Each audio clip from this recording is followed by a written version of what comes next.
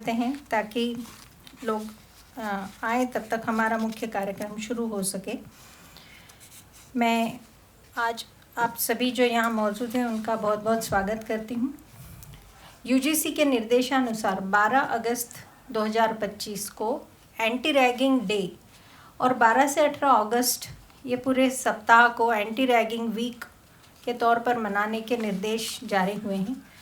जैसे कि आप जानते हैं कि हमारा संस्थान अब एक डीम्ड टू बी यूनिवर्सिटी बन चुका है, तो ऐसे जितने भी छात्रों के हित के जो भी कार्यक्रम होंगे वो हमें और देश हित के कार्यक्रम होंगे वो हमें करने अच्छे तरीके से सभी मनाने चाहिए, ऐसा सरकार का मानना है।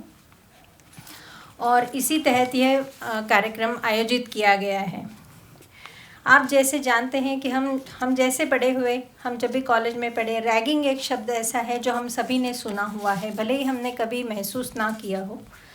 पर जब रैगिंग सुनते हैं और जब बच्चों के जो पेरेंट्स होते हैं कॉलेज जाते हैं जब बच्चे, तो बच्चों के पेरेंट्स रैगिंग शब्द को सुन के थोड़े से सहम जाते हैं, क्योंकि रैगिंग की कोई तय ऐसी कोई सीमा नहीं है। कभी कभी रैगिंग काफ़ी भयावह होती है। हम जब पढ़ते थे तब तो हमने काफ़ी ऐसी चीज़ें देखी जिससे कभी कभी बच्चों को परमानेंट भी इंजरीज हो जाती थी। पर सारी ये भयावहता को देखते हुए सरकार ने 2009 में एंटी रैगिंग रेगुलेशंस बनाए और वो बड़ी कड़ाई से उनका पालन हो, यह सुनिश्चित किया जाता है। इसी तहत जैसे ही सरकार ने हमें deemed to be university status दिया, उसके साथ साथ हमारे यहाँ भी एंटी रैगिंग कमेटी और एंटी रैगिंग स्क्वाड का गठन हो गया था 2024 में, और ये कार्यक्रम आज एंटी रैगिंग कमेटी की तरफ से ही आयोजित किया जा रहा है।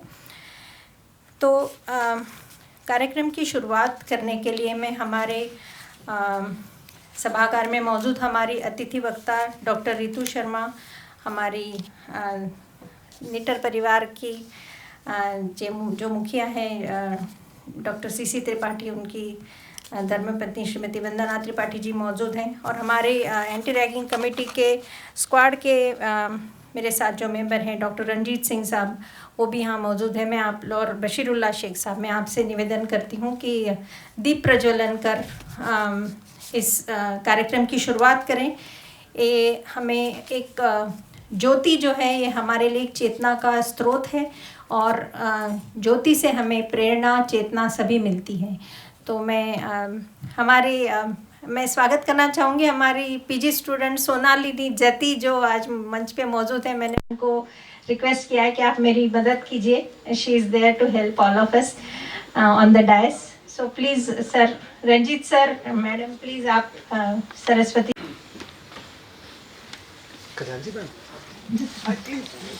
Please come.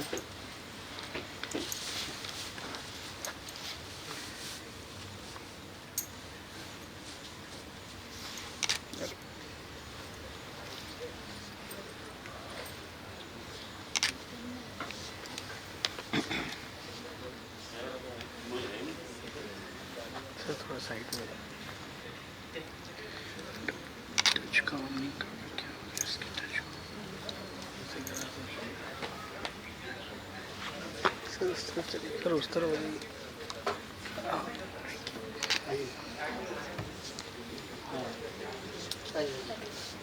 हो गया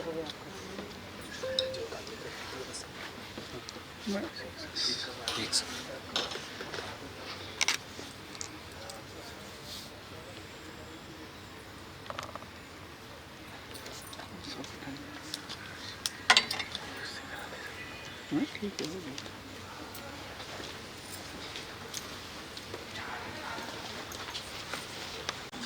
आज के इस विशेष व्याख्यान का विषय छात्रों के उत्पीड़न और रैगिंग के कारण उत्पन्न तनाव और उनके प्रभावों से निपटना।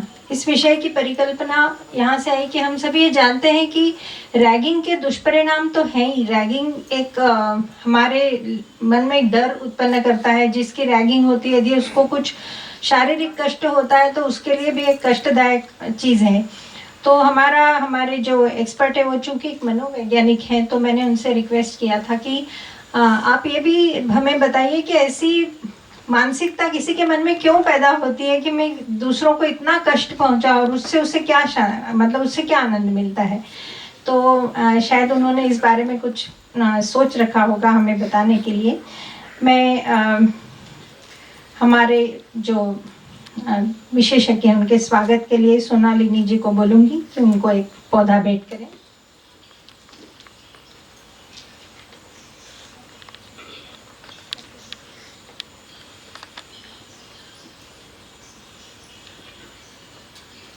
मैं रंजीत सर से निवेदन करती हूँ कि हमारे दोनों अतिथि मैडम रितु शर्मा और त्रिपाठी मैडम को पौधा भेंट करके उनका स्वागत करें।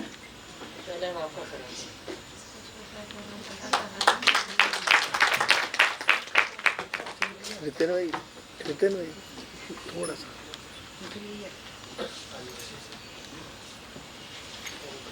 चूंकि सोनालिनी नहीं है, थोड़ा बहुत इधर उधर होगा, आप बियर करिए, धीरे धीरे सीख जाएगी। ये भी अच्छा ही रहा।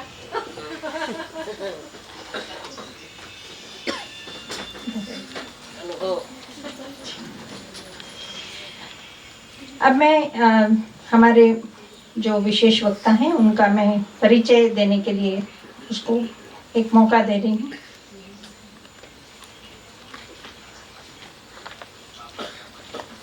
Good afternoon to everyone present here.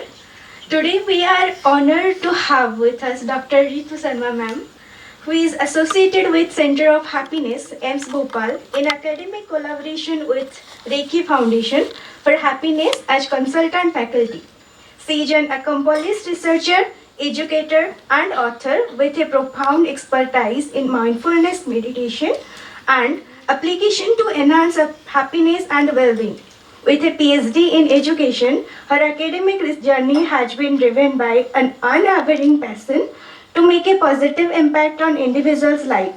She is an editor-in-chief of her own magazine, Being Mindfulness, and associated with Reiki Foundation also.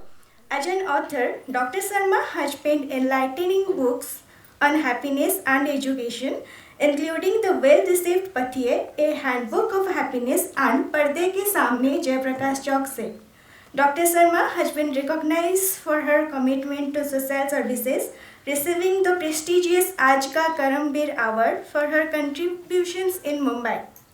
Her passion for suicide prevention led to her first documentary film being honored at the Khajuraho International Film Festival in 2020.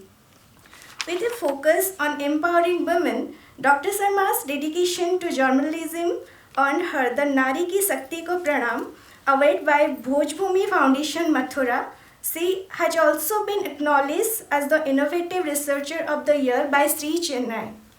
Reflecting her ability to push the boundaries of knowledge, Dr. Ritu Sharma conducts mindfulness-based awareness programs, workshops and webinars across the country, impacting numerous lives positively. Her expertise, creativity and dedication make her a driving force in promoting mental well-being and resilience. In her pursuit to advance happiness and well-being, Dr. Sharma continues to explore new avenues contributing to the betterment of individuals and society at large. So we are truly delighted to have her with us today to speak on the topic coping with strains and impacts caused by harassment and ragging in students. So please join me in giving a warm welcome to Dr. Ritu Sharma. Thank you.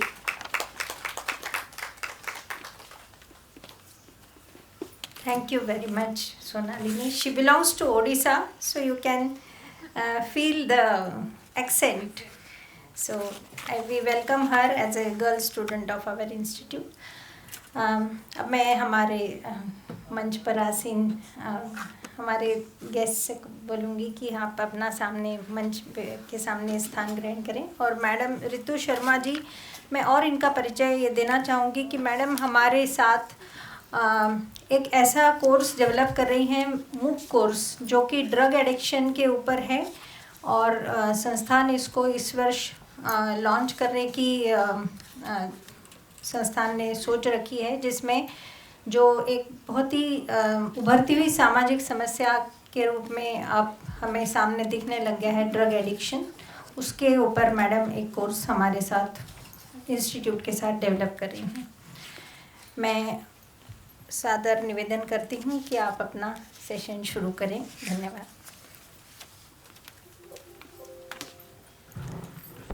Thank you so much, Sonali, no? For this wonderful, beautiful introduction of mine.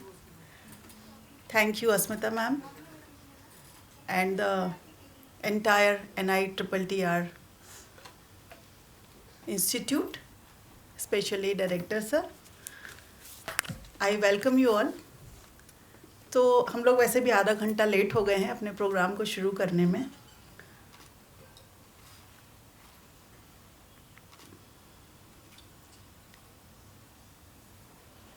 तो आज बहुत ज़रूरी है कि ragging और bullying जैसे विषय पर हमें एक ओपन एनवायरनमेंट में बात करनी चाहिए।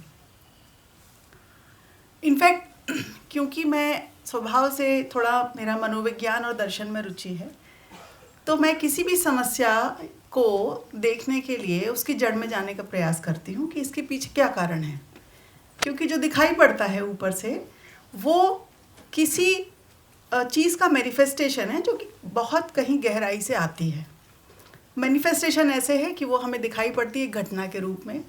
स्पेशली अगर हम विशेष रूप से बात करें कि रैगिंग की और बुलिंग की, जो भारत में एक बहुत बड़ी समस्या के रूप में स्थापित हो चुकी थी, लेकिन धीरे धीरे जब लीगली और गवर्नमेंट ने इसे लीगली इसके ऊपर एक्शन लिया, तब से फिर इस पर थोड़ा सा नियंत्रण करना संभव हो पाया। तो अगर मैं बात करूं कि ये जो समस्या है रैगिंग और बुलिंग की, ये कहाँ से शुरू हो रही है और कब से हो रही है, तो जैसे कि हम जानते हैं कि ब्रिटिशर्स हमारे यहाँ आए। ब्रिटिशर्स ने एक बहुत ही स्पष्ट रूप से सुपीरियरिटी और इन्फीरियरिटी वाला एक कॉम्प्लेक्स हमारे समाज में दिया। ब्रिटिशर्स एज सुपीरियर पावर और बाकी इंडियंस इन्फीरियर। और एजुकेशन सिस्टम का जो स्टैब्लिशमेंट हुआ है आज़ाद भारत से 150 साल पहले, 150-200 साल पहले मान लीजिए, अगर हम 18वीं शताब्दी से देखें तो अभी तक में एजुकेशन सिस्टम के आने के साथ ही ये जो शिक्षा व्यवस्था के अंदर बुलिंग और रैगिंग का जो प्रचलन शुरू हुआ है, ये वहाँ से शुरुआत हुई है। मतलब हमारे वैदिक ट्रेडिशन में, हमारे समाज में कभी भी इस तरह की रैगिंग या बुलिंग जैसा कोई कंपोनेंट नहीं दिखाई पड़ता। ये एक आश्चर्य की बात भी है और एक संतुष्टि देने वाली बात भी है कि हमारा समाज या हमारी जो संस्कृति है, भारतीय संस्कृति की शिक्षा व्यवस्था इतनी महान है और इतनी समृद्ध है कि यहाँ पर इस तरह की कोई भी डिस्क्रिमिनेशन की कभी भी कोई जगह नहीं रही। तो ये ब्रिटिशर्स ने दिया कि एजुकेशन सिस्टम के अंदर जो सीनियर्स हैं, जो आगे हैं, वो अपने जूनियर्स को क्या करेंगे, डोमिनेट करेंगे। इस तरह वहाँ से इसकी शुरुआत मानी जाती है। पर भारत में अगर हम देखें तो भारत में ये 90s के दशक से मान के चलिए, उस समय में बड़े बड़े जो इंजीनियरिंग कॉलेज होते थे या मेडिकल कॉलेज होते थे, वहाँ पर इस प्रथा का, ये जो कुप्रथा है, इसका हमें स्पष्ट रूप से घटनाएं हमें दिखाई देना शुरू हो गई थी। और जो पहला स्पष्ट केस आया था 1997 में आया तमिलनाडु में, जहाँ पर कि रैगिंग के खिलाफ रैगिंग की एक घटना ऐसी हुई जिसकी वजह से वो इतनी सीवियर और इतनी गंभीर थी, जिसकी वजह से सरकार को एक्शन लेना पड़ा, मीटिंग करनी पड़ी। और 2001 में आते आते CBI के जो डायरेक्टर थे राघवन साहब, उन्होंने एक कमेटी को हेड किया। उस कमेटी के अंदर फिर 2001 में सुप्रीम कोर्ट ने इसको अवैध घोषित किया, मतलब कि लीगल एक्शन लिया गया और एक एक्ट बनाया गया एंटी रैगिंग के लिए, जो भारत के सभी शिक्षा संस्थानों को निर्देशित किया कि इस तरह से कभी भी ऐसी चीज़ अगर आप पाई जाती है तो इसके खिलाफ आपको क्या एक्शन लेने हैं और किस तरह से कानून आपको मदद कर सकता है। अब बात तो ये हो गई वैधानिक पक्ष की और बात हो गई इतिहास की। पर इतिहास में अगर हम और पहले जाएं और अगर हम इसको देखें कि क्या कारण है कि इस तरह की भावना पैदा होती है, जो बच्चे आते हैं जो सीनियर हो जाते हैं 2 साल बाद 3 साल बाद, यूजी में फाइनल ईयर में है या पीजी कर रहे हैं, तो उनमें ऐसी क्या उनकी मनस्थिति होती है जिसकी वजह से उनको ये प्रेरणा मिलती है कि हमें अपने जूनियर्स को क्या करना चाहिए, उन पर कुछ प्रभाव जमाना चाहिए। बेसिकली देखा जाए तो ये एक ट्रेडिशन है आइस ब्रेकिंग करने का, क्योंकि जब अंडर ग्रेजुएट्स और पोस्ट ग्रेजुएट स्टूडेंट्स एक साथ संस्थान में पढ़ रहे होते हैं तो उनके बीच में कोई किसी तरह की बॉन्डिंग होनी चाहिए और देखा जाए तो दोस्ताना होना चाहिए। एक ऐसा फ्रेंडली एनवायरनमेंट होना चाहिए जहाँ पर कि जूनियर्स अपने सीनियर से जाकर के बात कर सकते हो, पूछ सकते हो और गाइडेंस ले सकते हो। लेकिन इसकी जगह पर ये कुप्रथा का जन्म होता है, क्योंकि बच्चे जो नए आते हैं वो बहुत डरे हुए होते हैं और उसकी वजह से वो एक ऐसा एनवायरनमेंट क्रिएट हो जाता है कि उनको सुपर पावर अपने आप को समझने में बिल्कुल देर नहीं लगती, जो सीनियर स्टूडेंट्स होते हैं।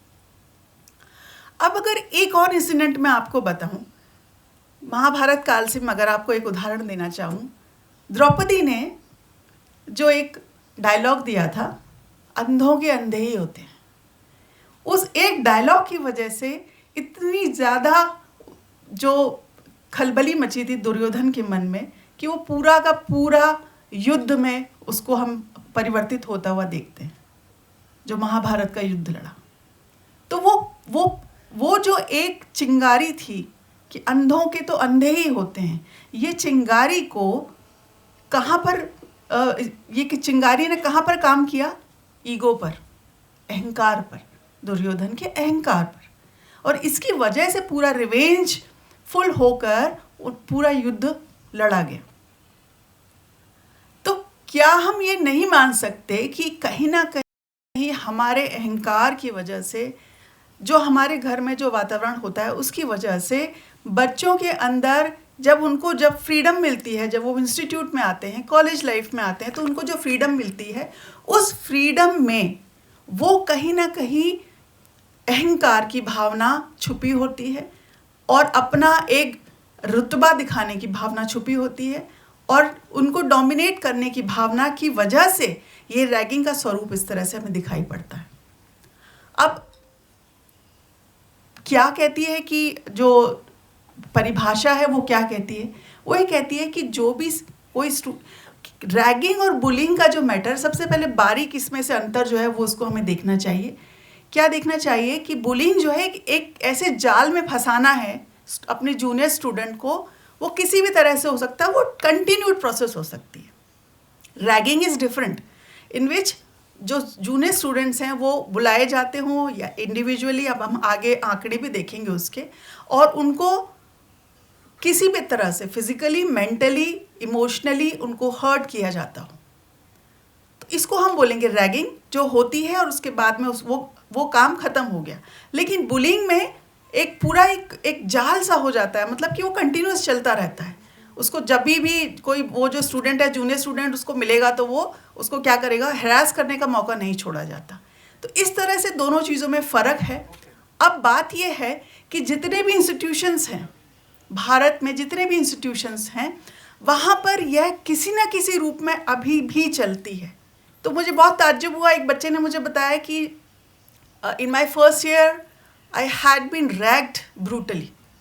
क्या हुआ कि कार के साथ बांध दिया मुझे और रस्सी लेके पकड़ के, और बैठा हुआ था मेरा सीनियर, वो एक ड्राइव कर रहे थे, 2-3-4 लड़के थे, रात के टाइम की बात थी, कैंपस काफ़ी बड़ा है उनका, तो वहाँ पर गाड़ी को उन्होंने ड्राइव किया और उसको साथ में दौड़ने को कहा। तो आप समझ सकते कि वो जो पैनिक हुआ होगा उस बच्चे को। फर्स्ट ईयर में जो बच्चा पढ़ने आया है, and they all are toppers, जो नीट क्वालिफाई करके बच्चे आ रहे हैं, दे ऑल आर टॉपर्स।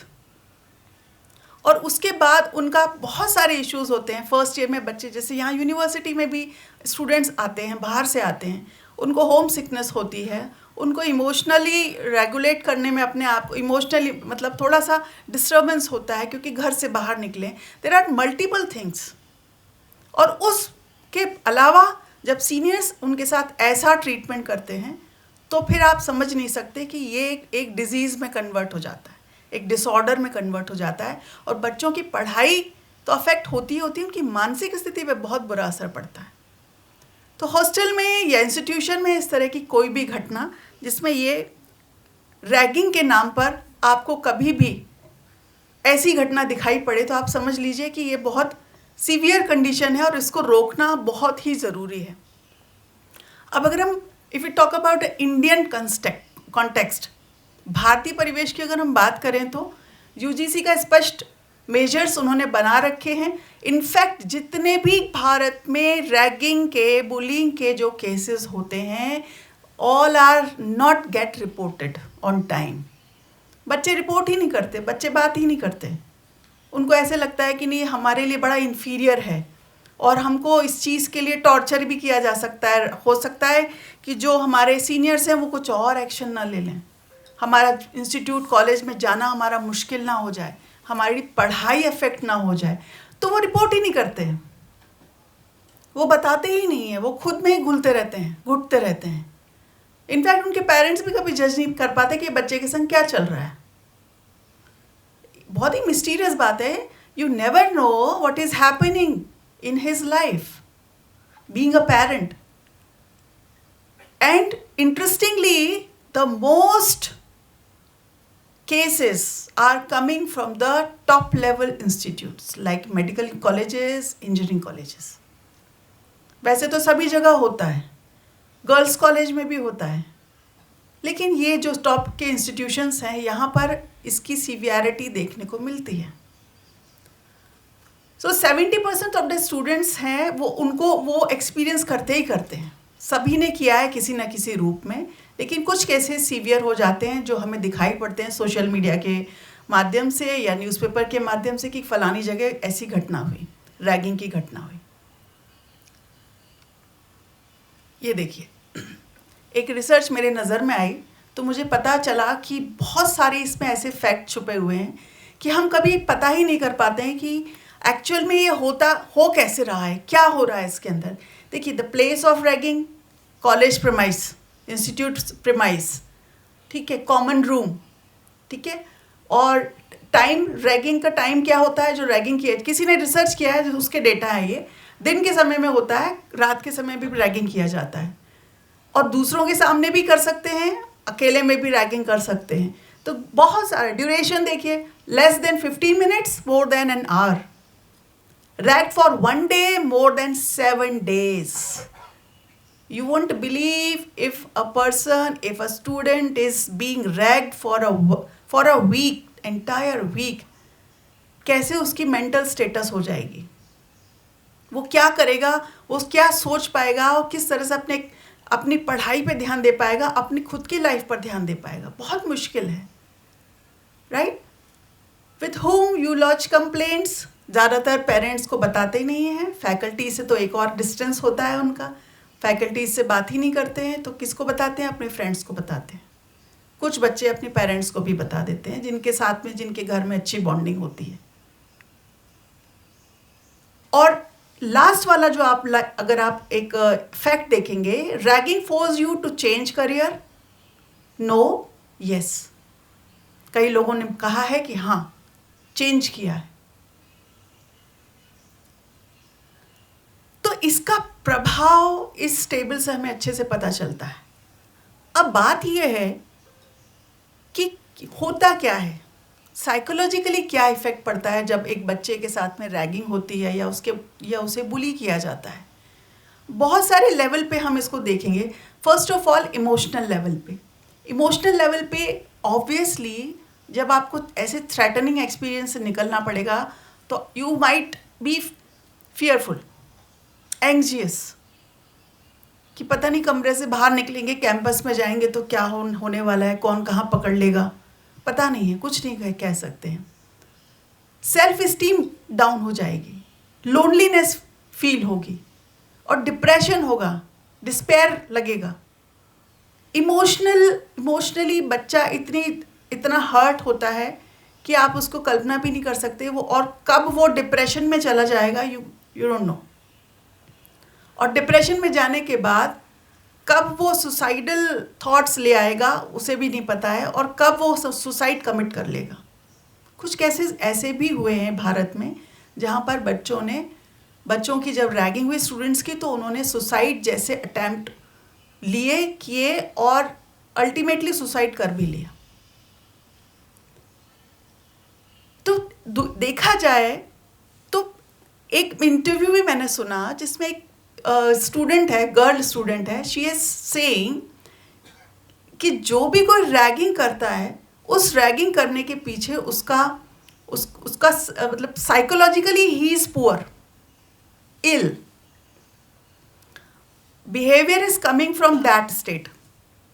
आपका जो रैग करने का, किसी को ह्यूमिलिएट करने का, किसी को डोमिनेट करने का जो नेचर डेवलप हो रहा है, वो हो रहा है क्योंकि आप चाहते हो किसी को ऐसे करना, दबाना, सप्रेस करना, इमोशनली, मेंटली, फिजिकली, अपने आप को सुपीरियर दिखाना। इसकी वजह से ये सामूहिक रूप से ये चीज़ निकल के आई जिसको हम रैगिंग कह रहे हैं। And if we talk about the psychological effects, बहुत सारे साइकोलॉजिकल इफेक्ट्स होते हैं। जब भी कभी इमोशन पे ट्रिगर होता है तो ये डिसऑर्डर में कन्वर्ट हो जाता है। कंसंट्रेशन तो लैक होगा ही होगा, सवाल ही नहीं उठता। इंसोम्निया जैसी डिजीज़ भी हो जाती है, नींद नहीं आना, क्योंकि जो बच्चा लगातार झेल रहा है उसका मेंटल स्टेटस इतना वीक हो जाएगा कि वो सारी चीज़ें, सारी निगेटिविटीज़ अपने आप आ जाएंगी, अपने आप अट्रैक्ट कर लेगी, राइट। स्लीप इश्यूज़ हो जाते हैं, एंगर इश्यूज़ हो जाते हैं, PTSD जिसको बोलते हैं, पोस्ट ट्रॉमेटिक स्ट्रेस डिसऑर्डर, एक ट्रॉमा बच्चा जो झेल रहा है। आप यकीन कीजिए, नहीं करेंगे कि जो बच्चा, जिसने मुझे अपना इंसिडेंट सुनाया कि मुझे कार से बांध के और दौड़ने को कहा गया और मेरे पास में कोई भी नहीं था, उस बच्चे को क्या रात में नींद आई होगी, उसने क्या किया हुआ, उसके ऊपर क्या बीती होगी। क्योंकि जो इस तरह से करेज कर रहे हैं, so called courageous behaviour show कर रहे हैं, वो शायद डरते ही नहीं हैं कि इसका what will be the consequence, right. कहीं ना कहीं उन्हें पता है कि कहाँ पर हम छूट सकते हैं या हमारा कौन क्या बिगाड़ लेगा। तो अगर मैं बात करूं कि जो भारत की नीति है साम दाम और दंड भेद की, ये बहुत ही ज़रूरी हो जाती है कि जब भी कहीं पर भी नियमों की अनदेखी हो या कोई भी ऐसा कदम उठाया जा रहा हो जो किसी का हित खराब करता हो, जो किसी को नुकसान पहुंचा सकता हो, वहाँ पर इस नीति का उपयोग करना चाहिए, इसका अनुपालन करना चाहिए और जो भी कानूनी रूप से आवश्यक हो वैसा कदम उठाया जाना चाहिए। धीरे धीरे 2001 के बाद ऐसी जागरूकता हुई कि सारे इंस्टीट्यूशंस में इसके खिलाफ बड़े बड़े साइन बोर्ड्स आप देखते होंगे, आपके इंस्टीट्यूट में भी होंगे, और कमिटीज़ भी बनाई गई हैं। इस तरह से आप बहुत सारा कुछ अवेयरनेस के प्रति दी। तो हमारा इस प्रोग्राम को करने का यही उद्देश्य है कि कभी भी ऐसा कोई भी घटनाक्रम आपको दिखाई पड़े अपने साथ में या कहीं भी आसपास, तो उसके खिलाफ चुप नहीं होना, उसके खिलाफ आपको कुछ एक्शन लेना है। What will be the psychological effects? Lack of concentration, academic effect अभी हम आगे भी देखेंगे। स्टडी से डिस्ट्रैक्शन होना ऑब्वियस बात है। दूसरी चीज़ कि कॉलेज स्कूल छोड़ देना। जो बच्चे स्कूल में पढ़ते हैं, जो बच्चे कॉलेज में पढ़ते हैं, they don't want to go school और कॉलेज। उनसे आप पूछोगे तो बताएंगे भी नहीं कि क्या चल रहा है उनकी लाइफ में। क्यों? क्योंकि उनको डर है कि पता नहीं पेरेंट्स मुझे ही कुछ ना बोल दें, मुझे ही उल्टा ना डांट दें कि पता नहीं तुम ऐसा कर रहे हो इस वजह से। क्योंकि कम्युनिकेशन गैप है फैमिली में, पेरेंट्स और चिल्ड्रन के बीच में कम्युनिकेशन गैप है। कोई भी ऐसा bonding we always, being a parent, we always want to correct our child rather than connection. So connection is more important than correction, right? क्योंकि हम गलतियां करते हैं, हमारा मानवीय स्वभाव है। पर गलतियों को सुधारने का ठेका पेरेंट्स का ही क्यों होना चाहिए? वो भी तो बने हैं ना किसी तरह से, गलतियां कर करके ही बने हैं। तो अगर बच्चा गलती भी कर रहा है तो you need not to correct him every time, you need to have such patience and the affection towards the child that you are someone who is ready to accept him. वो चाहे गलती भी कर रहा है तो I am there with you to always accept you, but you need to introspect whether you are correct or incorrect. जो भी कुछ आप करते हो there must be some consequence, उसका एक परिणाम चलता ही चलता है साथ में। कर्म, प्रभाव और परिणाम, भारतीय संस्कृति ये भी कहती है। तो कुछ भी करेंगे आप, उसका एक प्रभाव आखिरी चीज़ है, परिणाम उसका जस्ट इमीडिएट है, जस्ट इमीडिएट आप you get a result of it. ये देखिए इम्पैक्ट आपको अगर आप देखें आंकड़ों में, डेटाज में, तो मोर देन 25% जो पॉपुलेशन है जो रैगिंग से अफेक्ट होती है, उनकी एकेडमिक परफॉर्मेंस पे बहुत बुरा असर पड़ता है। 17% या 20% मान ले तो वो अपने क्लासेस को, अपने कॉलेज को छोड़ ही देते हैं, और 12.5-13% जो लोग हैं उनके परफॉर्मेंस में, ग्रेड में बहुत प्रभाव पड़ता है। वो उतना अच्छा नहीं रिप्रेजेंट कर पाते हैं या अपना कैलिबर नहीं दिखा पाते जिस लायक वो थे। और 5% कुछ अगर हम अदर रीजंस में इसको ले लें तो this is the impact. Now मैं जिनके बारे में आपसे बता रही थी, राघवन साहब, जिन्होंने कि जो he was the director, farmer director of CBI, and he was headed the committee for anti ragging that time, appointed by supreme court. और उसके बाद ही ये लीगली इसके ऊपर एक्शन लिया गया है, एक एक्ट बनाया गया है कि रैगिंग करना वैधानिक नहीं है, ठीक है, इलीगल है। तो what he says ragging is neither a means of familiarization nor an introduction with freshers. ये कोई एक ऐसा सामाजिक वो नहीं है, मेल मिलाप का तरीका जिसमें कि आप अपने जूनियर्स को, फ्रेशर्स को वेलकम करते हो, जबकि वो बिल्कुल क्लियरली कहते हैं कि it is a form of psychopathic behaviour. It is the most important quote, form of psychopathic behaviour. वही मैं आपको जो कह रही हूँ कि साइकोपैथिक बिहेवियर बन कहाँ से रहा है, जो सामूहिक रूप से इंस्टीट्यूशंस में, बच्चों में, स्टूडेंट्स में फैल गया है।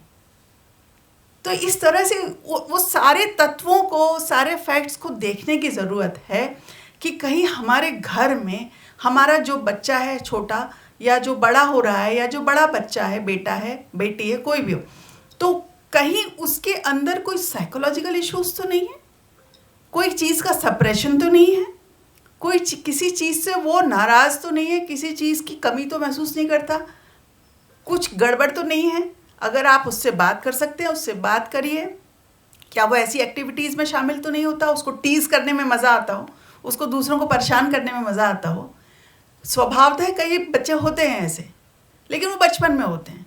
अगर आप एडल्ट हैं, 20 साल के, 21 साल के, उसके बाद अगर आप deliberately you are trying to teach someone, it means कुछ फॉल्ट है इसके अंदर। उसको फिगर आउट करने की ज़रूरत है कि ऐसा क्यों है, right? So what is a big reason behind that in institution? Caste reason, language and class, ये 3 कारण उन्होंने दिए हैं, कॉमनली जो निकल कर आए हैं कि जो इसको इन्फ्लुएंस करते हैं, राइट? दूसरी चीज़, सीनियर्स का करेज, इसमें उनको लगता है हम बहुत करेजियस एक्शन कर रहे हैं। ये एक मिसलीडिंग फैक्ट है।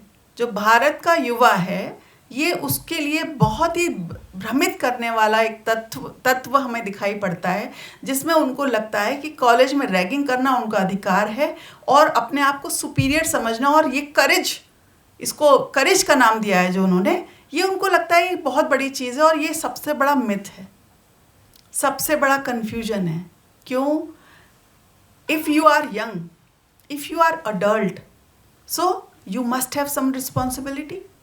You must have some responsibility towards your family, towards your institution, towards your state, towards society and towards the nation. If you don't feel that, आप युवा हो ही नहीं। आप तो एक ऐसे व्यक्ति हो जो कहीं भी भीड़ में जाके किसी के साथ कुछ भी करने लग जाता है। जस्ट लाइक कि हम आज जो देखते हैं ना कि जो कोई भी इंसिडेंट होता है, एक्सीडेंट होता है, लोग रील बनाने लग जाते हैं, उसकी वीडियोग्राफी करने लग जाते हैं। अभी 2 दिन पहले ही मैंने देखा किसी बिल्डिंग पर पेड़ गिर गया, डिजास्टर हुआ, और बहुत सारे कुछ नेचुरल मतलब पेड़ गिर गए थे शायद, और उसमें दबी हुई थी एक महिला, और वो मदद के लिए सीख कर रही थी, और उसमें बाहर जो वीडियो बना रहा था उससे वो कह रही थी कि हाँ मैं मर रही हूँ और तुम्हें वीडियो बनाने की पड़ी हुई है। तो ये टेंडेंसी बन कहाँ से रही है? इसको सोचने की ज़रूरत है हमको। अगर हम अभी नहीं सोचेंगे तो कब सोचेंगे? तो इसके लिए ज़रूरत है कि एक बार इंट्रोस्पेक्शन करना है और अपने बच्चों के साथ में घर में हमको बात करनी है। क्या वो सोचते हैं, क्या what is their perspective, whether it is right or wrong. If they are right, just need to motivate them, encourage them. If they are wrong, so we need to clarify that. उसको भी हमें उनकी बात को सुनने समझने और उसको क्लैरिफिकेशन बहुत आराम से देने की ज़रूरत है, राइट? एक मिथ ये भी है कि it's like an old tradition, ritual having social acceptance. Seniors and juniors के बीच में एक रिचुअल की तरह इसको बड़ा ही फैब्रिकेटेड मोड में इसको एक्सेप्ट लिया गया है कि इस रैगिंग करना एक बड़ा रिचुअल है, बहुत अच्छा, एक ओल्ड ट्रेडिशन है, इसके बगैर कुछ मज़ा ही नहीं आ सकता है। तो ये साइकोलॉजी इसके अंदर काम करती है, जिसके बारे में हमें जानने की बहुत ज़रूरत है। Now let us come to the coping part, क्योंकि टाइम हो रहा है 15 मिनट में ख़त्म करेंगे इसको। कोपिंग कैसे करेंगे? सबसे पहली बात, अगर हमारे भगवान ना करे हमारे बच्चों के साथ में रैगिंग होती है तो हमें करना क्या है? हमें उनकी बॉडी लैंग्वेज को पढ़ने की ज़रूरत है। बच्चा हमारे जब घर में आ रहा है लौट के शाम को, बीइंग अ पेरेंट, मदर और फादर, हमें उसकी बॉडी लैंग्वेज से समझना पड़ेगा कि उसके साथ क्या हुआ दिन भर में। बजाय ये पूछने कि तुमने खाना खाया, तुमने ये किया, तुमने घूमा, नहीं, हाउ वॉज द एनवायरनमेंट, कैसा फील हुआ, कौन लोग मिले। तो that kind of ease is to be developed with our children. अगर वो एक्सेप्टेंस नहीं होगा, बच्चा कभी बताएगा ही नहीं आपको, वो कुछ भी झेल जाएगा, वो बताएगा ही नहीं, क्योंकि एक्सेप्टेंस ही नहीं है। आपको लगे नहीं, you need to accept your child totally and you need to be with him और हर, कि मुझे बताइए कि क्या हुआ है, क्या नहीं हुआ है। बॉडी लैंग्वेज को पढ़िए, उससे बात कीजिए, उसके बाद में फिर आप जो सही डिसीजन हो सकता है, जो सही एडवाइस हो सकती है, वो कीजिए। अगर आपको लगता है कोई लीगल एक्शन लेने की ज़रूरत है तो वो भी कीजिए। बच्चे की सेल्फ इस्टीम से बड़ी कोई चीज़ नहीं है। अगर उसे लगा कि I am alone, nobody is there to help me, वो क्या करेगा? He will quit. वो क्विट करेगा, आपके साथ में जो उसका एसोसिएशन है उस पर भी असर पड़ेगा, और उसको सिस्टम के ऊपर भी एक ट्रस्ट खत्म हो जाएगा कि कुछ नहीं होता है, ठीक है? So you need to talk openly. Open environment is very necessary in our homes, right, in which everything should be talked in a proper manner, without aggression, without agitation, and without any kind of conflict. आजकल के बच्चे बहुत logical बात करते हैं, बहुत intelligently बात करते हैं, क्योंकि ये मोबाइल की जनरेशन के साथ पैदा हुए हैं। तो being parent, being faculty, teachers, we need to understand and we need to accept this fact. 40 साल पहले, 30 साल पहले जो स्टूडेंट्स हुआ करते थे, उनमें और आज के ब्रेन्स में बहुत अंतर है। जितनी जल्दी हम इंफॉर्मेशन को गैदर करेंगे, वो 1 सेकंड में उस चीज़ को क्लिक करते हैं और 1 सेकंड में उसको रिस्पॉन्ड करते हैं। तो ये गैप है, इसको मिटाना पड़ेगा, बात करनी पड़ेगी, राइट? फीलिंग्स को सप्रेस नहीं करना पड़ेगा। हेल्प चाहिए तो हेल्प के लिए भी आपको बात करनी पड़ेगी, कहना पड़ेगा, स्टूडेंट्स को खासकर। बाउंड्रीज सेट करने की बहुत ज़रूरत है। बहुत आसान होता है नो कहना, बहुत मुश्किल में डालता है यस कहना। कि आपसे काम निकाल लेते हैं, उसके बाद आपको छोड़ देते हैं मक्खी की तरह। ये बहुत ही हर्टिंग होता है। और बच्चे कहते हैं कि हमको यूज़ कर लेते हैं, उसके बाद फिर हमें जब ज़रूरत होती है तो हमारे पास कोई नहीं होता। तो आपको क्या करना है? You need to set your boundary कि मैं इस दायरे के, मेरा ये सर्कल है, इससे बाहर मैं नहीं जा सकता हूँ या नहीं जा सकती हूँ। अगर मैं यस कर रही हूँ, यस कर रहा हूँ, तो फिर मेरे ऊपर ओवरबर्डन हो जाएगा। इनफैक्ट ये स्थिति हर जगह है, केवल स्टूडेंट्स के लिए नहीं है, घर में हो चाहे ऑफिस में हो। अगर आपको 10-16 कलाएं आती हैं और आपने हाँ कर दिया, तो 16 कलाओं के सारे काम आपके ऊपर दे दिए जाएंगे कि इनको सब आता है, इनको दे दो। हाँ हाँ, जी हाँ, जी हाँ। Just like that, if you are student and you are living your life on your own responsibility, you need to set your boundaries कि ये मुझे करना है और ये मुझे नहीं करना है। अगर मुझे 11 बजे किसी ने कहा है कि तुम मेरा ये फलाना नोट्स बना दो, ये काम कर दो, तो मैं उसको ना कर दूँ कि नहीं अभी तो मेरा टाइम नहीं है, आप मुझे इस दिन मुझे आप दे दोगे तो मैं देख लूँगा। अगर तुम्हें चलना है 2 बजे, चलो वहाँ किसी को लेने जाना है ट्रेन पे, नहीं मेरा घर का एनवायरनमेंट, मेरे हॉस्टल, मतलब it is not the acceptable thing कि मैं 2 बजे आपके संग चले जाऊँ। So what we are doing here, every time we are making choices, every time. और ये मेरा फर्म बिलीव है कि जो भी कुछ परिणाम हम भुगतते हैं उसके पीछे हमारी विल होती है। हम उसको डिसाइड कर रहे हैं, ये हमारे ऊपर डिपेंड करता है।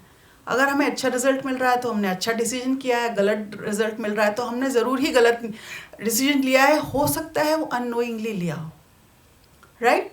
So very importantly set your boundaries कि कोई भी चीज़ है, हाँ ये इस दायरे में रह करके मुझे करना है, जो पेरेंट्स ने बताई है और जो मेरी समझ से पैदा हुई हैं। क्यों? क्योंकि अभी आप ग्रोन अप हो गए हो, मान लो आप कॉलेज में हो, तो आप भी अपने बोध से जियोगे। राइट और रॉन्ग की डेफिनेशन आपकी अपनी होगी, आपका अपना भी अनुभव होगा, तो बहुत ज़रूरी है ये जानना। लास्ट वन इज मेडिटेशन आपको हेल्प कर सकता है, माइंडफुलनेस आपको हेल्प कर सकता है, जिसका मैंने बहुत प्रयोग किए हैं, बहुत ज़्यादा प्रयोग किए हैं, और हर उम्र में, हर परिस्थिति में, हर जगह ये जो 2-3 चीज़ें हैं मेडिटेशन करने की या माइंडफुल होके जीने की, ये हमेशा फ़ायदा करती हैं। इससे आपको कभी नुकसान नहीं हो सकता, ये मेरा खुद का भी अनुभव है कि परिस्थिति चाहे कैसी भी हो, अगर आप मेडिटेशन के एक अभ्यास करने वाले हो या आप थोड़े से इंट्रोवर्ट हो, तो परिस्थिति का प्रभाव आपके ऊपर उस तरह से नहीं पड़ेगा जैसे नॉर्मल लोगों पे पड़ता है जो थोड़ा सा ध्यान से दूर है। एग्जाम्पल दूं कि जैसे आप खड़े हो, आप एक सामान्य हो, आप व्यक्ति हो, आपको कोई अनुभव नहीं है अपने अंदर भीतर का, अपने दुनिया का आपको कुछ पता नहीं है। आपके ऊपर ईंट फेंकी जाए तो ईंट से आपको चोट लगेगी सर पे, लेकिन अगर आपने मेडिटेशन का अनुभव किया है, आपने जाना है कि मेरा असली स्वरूप क्या है और ये दुनिया मेरे से अलग है, इसका अनुभव अलग है, एक दूरी है, एक अनासक्ति की बात है, तो फिर वो ईंट जो गिरेगी वो ईंट जैसी दिखाई पड़ेगी, लेकिन वो पाउडर के फॉर्म में गिरेगी आपके ऊपर, तो आपको अनुभव नहीं होगा। तो ये बहुत इम्पॉर्टेंट है कि हम कोपिंग स्ट्रैटेजीज को कैसे लेते हैं। और कभी भी गिरना मतलब it is not the matter of going down, it is the matter of how much times you are coming back, you stand up immediately or after some time. It depends on your personality, it depends on your experience. So what will be the role for institutions? There is an anti-ragging policy, awareness, there must be some awareness programs like we are having today this session, है ना, हम लोग भी awareness के लिए ये session कर रहे हैं आज की, रैगिंग और बुलिंग क्या होता है और उससे हमें कैसे बचना है और किस तरह से अपने आप को मेंटली, अपने आप को और अपने स्टूडेंट्स को प्रिपेयर करना है। इंस्टीट्यूशन का सपोर्ट भी आपको मिलेगा इसके लिए। अगर कोई भी ऐसी प्रॉब्लम आती है तो आप you directly go to the institutional head और कमिटी हेड कि हमारे साथ या किसी बच्चे के साथ में ऐसा हो रहा है। Strict action will be immediately taken अगर ऐसा होता है तो। Now, if we talk about the role of peers and teachers, faculties, क्या होना चाहिए? Be a buddy not a bully. ये मुझे बहुत अच्छा लगा पोस्टर जहाँ भी कहीं बना था, कि वाकई में हमें एक बडी की तरह होना चाहिए जो सहयोग करने वाला हो। बुली की तरह नहीं होना चाहिए जो आपको ह्यूमिलिएट करे, आपको नीचा दिखाए, आपको नोचता रहे, आपको चोंच मारता रहे। ऐसा नहीं होना चाहिए। सो व्हाट इज़ नीडेड, आपको काइंड या आपको थोड़ा सा एक काइंड एटीट्यूड अपनाने की ज़रूरत है। आपको दया का भाव रखने की एक ज़रूरत है। रिस्पेक्टफुल होना चाहिए। जो सीनियर स्टूडेंट्स हैं, they should have more respectful, more kind to their newly admitted students और फ्रेशर्स, राइट? और if you find any of the cases relevant to harassment or ragging or bullying, immediately you need to raise your voice. भले ही आप senior हो तो क्या हुआ, गलत को तो नहीं देखेंगे ना। अगर आप उस गलत में शामिल नहीं हैं लेकिन आप दूर से भी देख रहे हैं तो ये भी आपके शामिल होने जैसा ही है, वो भी अपराध है। फैकल्टी और टीचर्स के लिए क्या है important, you need to notice your students behaviour. Unfortunately हमको इतना टाइम नहीं होता बीइंग अ फैकल्टी कि हम अपने हर स्टूडेंट्स पर अटेंशन दे पाएँ। What is needed, when you are in the classroom and paying attention towards your students, you need to make an eye contact with your students. It is necessary. अगर आप सामने eye contact बनाकर आप पढ़ाते हैं, lecture deliver करते हैं या उनसे इंटरेक्ट करते हैं, you will easily understand what is happening, what is going on in their minds. आप उसका जजमेंट तुरंत कर लेंगे कि बच्चे के साथ में क्या चल रहा है, स्टूडेंट्स के साथ में क्या चल रहा है। एक बहुत अच्छा प्रोग्राम मैं आपको बताना चाहती हूँ यहाँ पर। आई डोंट नो यहाँ पर अभी शुरू हुआ है कि नहीं, हो सकता है हो। There is a programme, mentor mentee programme is being organised by the institutions.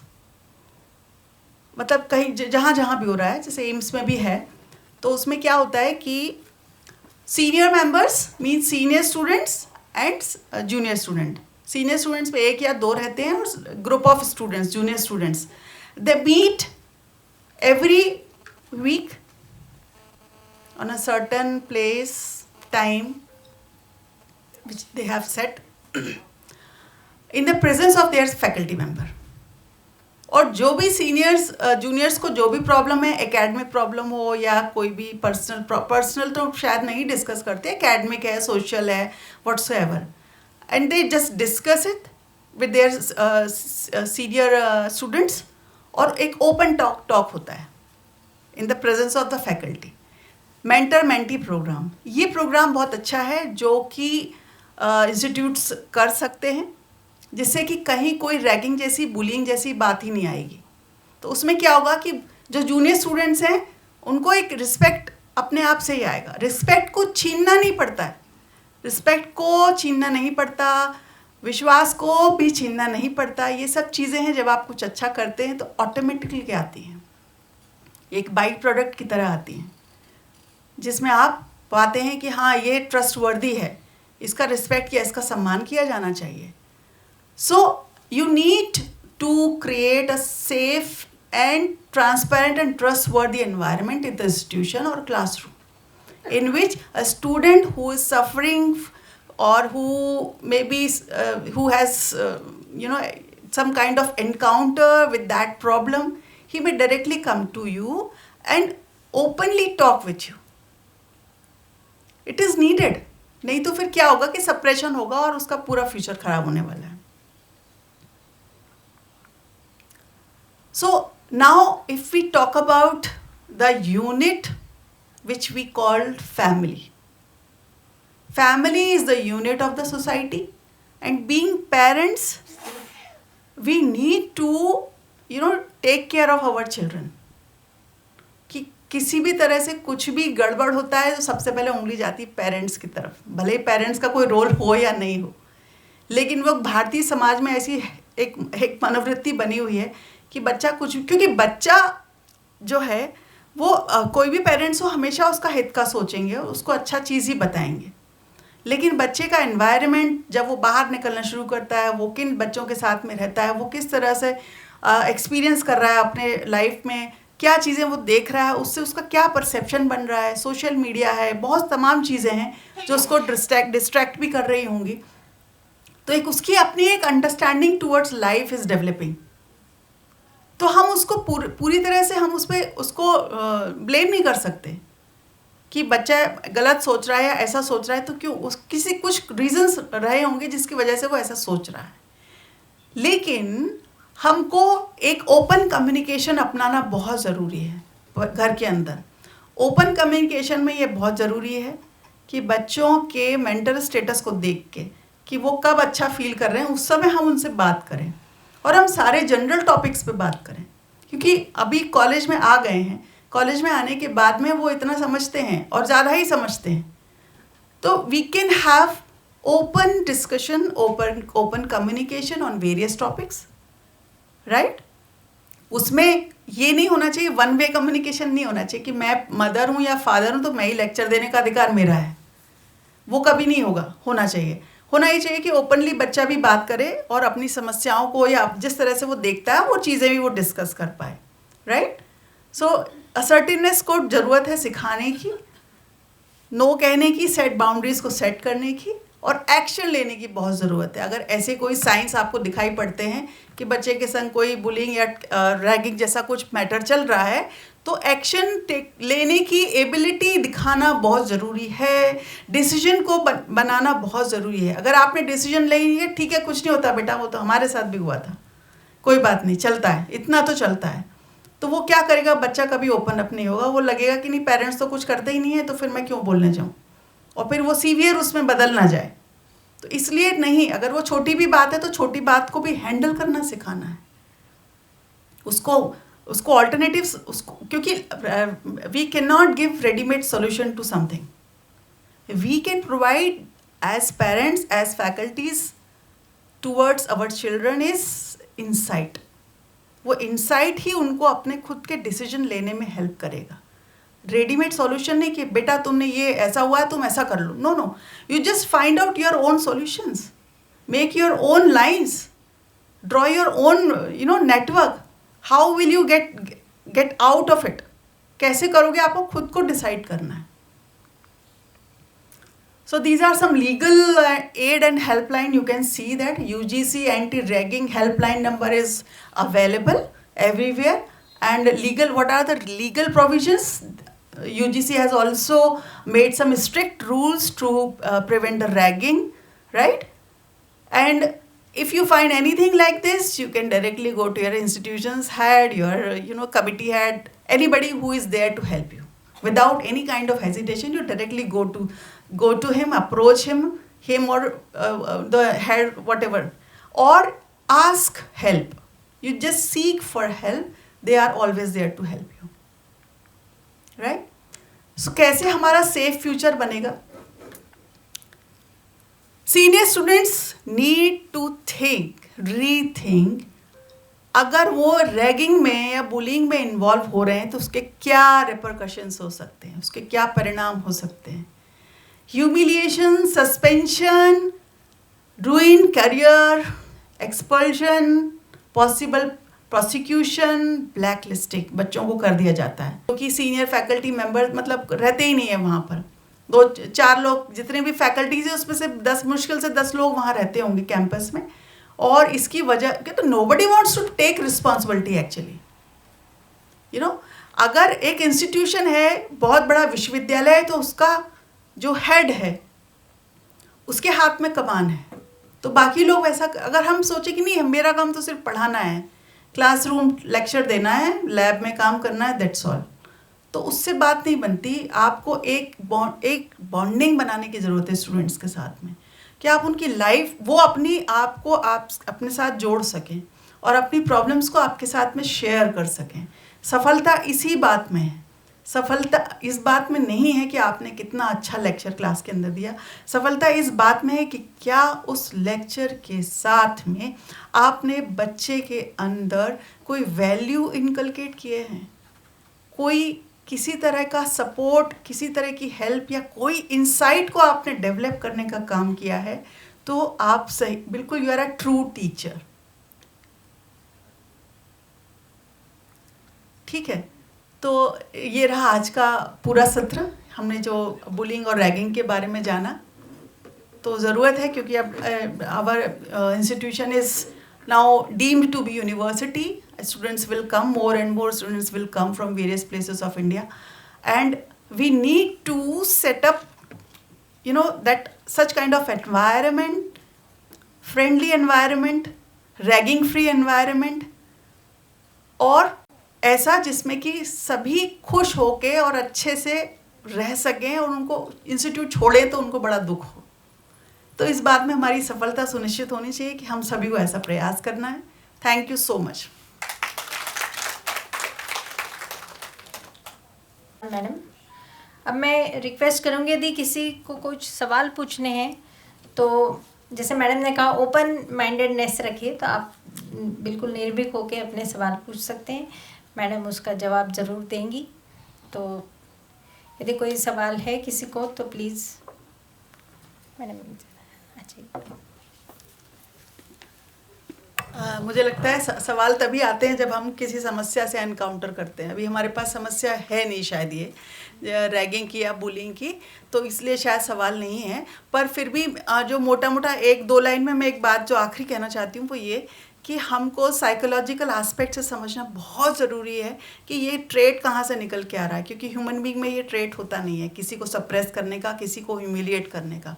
कुछ परिस्थितियाँ कारण ऐसे हो जाते हैं जिसकी वजह से हमारे स्वभाव में ये चीज़ें आ जाती हैं जो कि हार्मफुल हो सकती हैं किसी के लिए। तो अपने आसपास में आप खुद के भी अंदर, मतलब रैगिंग का फॉर्म केवल इतना ही नहीं है कि इंस्टीट्यूट में है।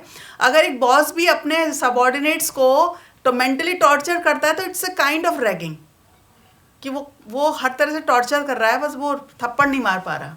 तो it's kind of ragging and bullying, right. तो उसमें भी आपको समाधान निकालने की आवश्यकता है। तो ये रूप अलग अलग है और उसका रीज़न जड़ पे जाना ज़रूरी है।